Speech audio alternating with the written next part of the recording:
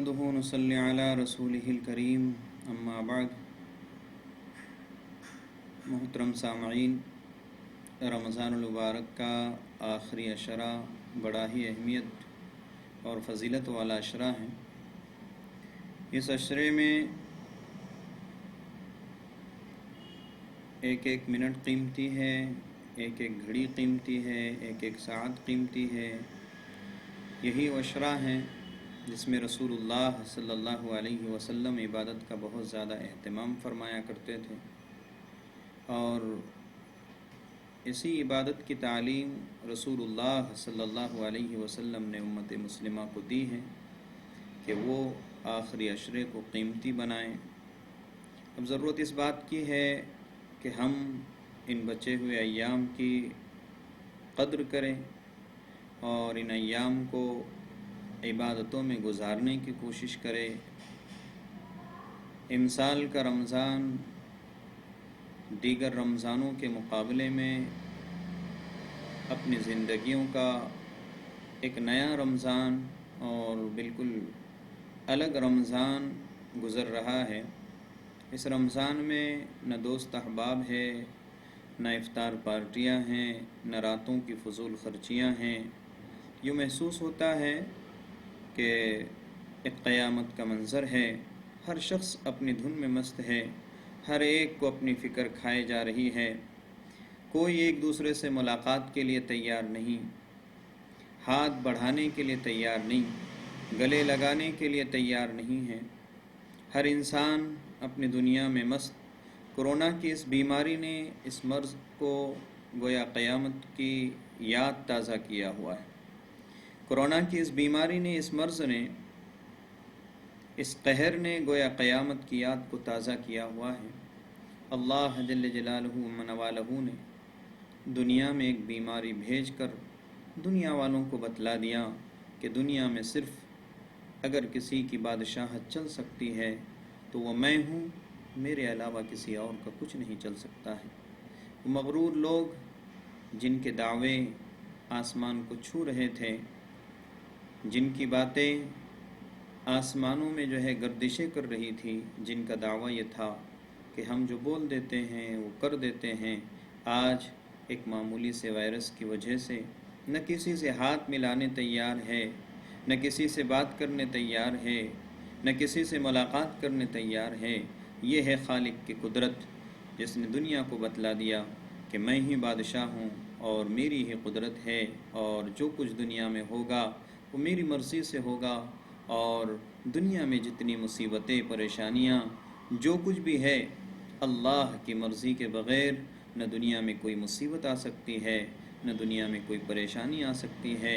ایک وائرس دنیا میں اللہ نے بھیجا اور ساری دنیا میں اس کی وجہ سے کوہرام برپا کیا ہو گیا۔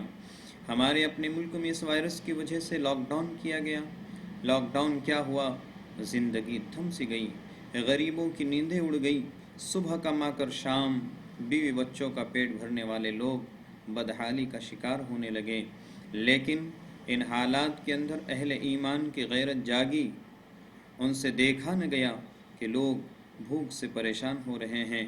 نتیجہ یہ ہوا، بہت سے اہل خیر حضرات، مختلف دینی و ملی تحریکیں، تنظیمیں، اور وہ لوگ جن کے دلوں میں درد ہے قوم و ملت کا، انہوں نے بھرپور ان حالات کے اندر تعاون اور مدد کا ایک مثالی نمونہ پیش کیا، جس سے غریبوں کے چولہے روشن ہوئے، جس سے کئی غریبوں نے استفادہ کیا، غریبوں کی مدد، یتیموں پر خرچ کی۔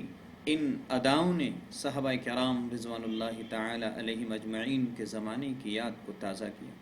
اللہ دینے والوں کے مال کو شرف قبولیت عطا فرمائیں، دنیا و آخرت میں انہیں اس کا بہتر سے بہتر بدلہ عطا فرمائیں، اور جن جن تنظیموں نے اس کام کو انجام دیا ہے، اللہ انہیں بھی بہتر بدلہ عطا فرمائیں۔ اب چونکہ عید کا موسم قریب ہے، رمضان المبارک کے ختم ہونے میں چند دن باقی ہیں، رمضان کے یہ باقی دن یقیناً آزمائش والے دن ہیں، کیونکہ ہمارے سامنے کئی طرح کے چیلنجز ہیں۔ ایک طرف ایک کرونا وائرس جیسی مہلک بیماری ہے، دوسرے لاک ڈاؤن کی وجہ سے لوگوں کی بدحالی ہے، تیسرے عید کی خریدی خود اپنے لیے اور اپنے معصوم بچوں کے لیے۔ اب ان حالات کے اندر کیا کریں کیا نہ کریں؟ اپنے لیے نہیں تو کم از کم اپنے معصوم بچوں کے لیے تو کپڑے خریدنے کی امیدیں انسان لگائے بیٹھا ہے۔ لیکن میرے بھائیوں، ذرا سوچو، کیا ہم ان حالات میں بھی اپنے اور اپنے معصوم بچوں کی خوشیاں ہی دیکھیں گے؟ لوگ بھوک سے نڈھال ہو رہے ہیں، ہزاروں میل پیدل لوگ اپنے جو ہے تو گھروں کے سفر پر جو ہے چل رہے ہیں۔ نہ کھانے کا صحیح انتظام ہے، نہ پینے کا صحیح انتظام ہے، نہ سونے کا صحیح انتظام ہے۔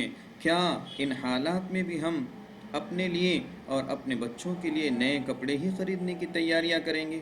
ہماری مسجدیں ویران ہیں، ہمارے عبادت خانے خالی پڑے ہوئے ہیں، جمعہ جیسی مقدس نماز گھروں میں ادا کی جا رہی ہے، ہماری نماز ہماری نماز عید کے لالے پڑے ہوئے ہیں۔ کیا پھر بھی ہم نئے کپڑوں ہی کی تلاش میں ہوں گے؟ ہمارے پڑوسی بھوک سے دم توڑ رہے ہیں، کیا پھر بھی ہم اپنی خواہش نفس ہی پر چلیں گے؟ ذرا رکیے اور سوچئے اور طے کر لیجئے کہ ہماری امسال کی عید پرانے کپڑوں میں ہوگی، ہماری امسال کی عید امیر المؤمنین عمر بن الخطاب، عمر بن عبدالعزیز رحمۃ اللہ علیہ اور ان کے بچوں کی طرح ہوگی۔ وہ امیر المؤمنین تھے، ان کے بچے پرانے کپڑوں میں، وہ خود پرانے کپڑوں میں عید منا رہے تھے۔ مسلمانوں کے لیے یہ وقت ایک پیغام دینے کا وقت ہے۔ تو میرے بھائیوں، دوستوں، بزرگوں، آئیے آج ہم یہ عہد کرتے ہیں کہ ہم نہ اپنے لیے کوئی کپڑے خریدیں گے، نہ اپنے بچوں کے لیے کوئی کپڑے خریدیں گے، نہ ہم اپنے لیے چپل جوتے خریدیں گے، نہ اپنے بچوں کے لیے چپل جوتے خریدیں گے۔ ہم امیر المؤمنین عمر بن عبدالعزیز رحمۃ اللہ علیہ کی یاد تازہ کریں گے، ہم ان کے بچوں کی یاد تازہ کریں گے، ہم پرانے کپڑوں میں عید منائیں گے، نئے کپڑوں کی قیمت ہم اپنے غریب پڑوسیوں پر خرچ کریں گے، نئے کپڑوں کی قیمت ہم جو ہے غریبوں، یتیموں، بیواؤں کے مال اور بیواؤں کے اناج کے لیے جو ہے تو رکھیں گے۔ میرے بھائیوں، دوستوں، بزرگوں، اگر آج ہم نے یہ طے کر لیا اور یہ پیغام امت مسلمہ نے جو ہے برادران وطن تک پہنچایا، اللہ کی ذات سے امید ہے کہ مذہب اسلام کی جو شبیہ آج مذہب اسلام کو جو بدنام کرنے کی سازشیں کی جا رہی ہیں، ہو سکتا ہے کہ ہمارے اس عمل کی وجہ سے اللہ جو ہے ہمارے برادران وطن کے دلوں میں جو ہے اسلام اور مذہب اسلام کے ماننے والوں سے محبت پیدا کریں۔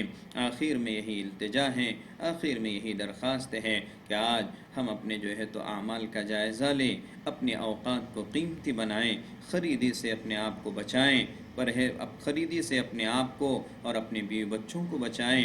آپ زندہ رہیں گے، آپ اس بیماری سے بچیں گے، ہمیشہ آپ خریدی کر سکتے ہیں۔ ان حالات کے اندر ضرورت اس بات کی ہے کہ خود بھی بچیں اور اپنے اڑوس پڑوس والوں کو بھی جو ہے بچائے۔ اللہ سے دعا ہے اللہ کہیں سنی باتوں پر عمل کی توفیق نصیب فرمائے۔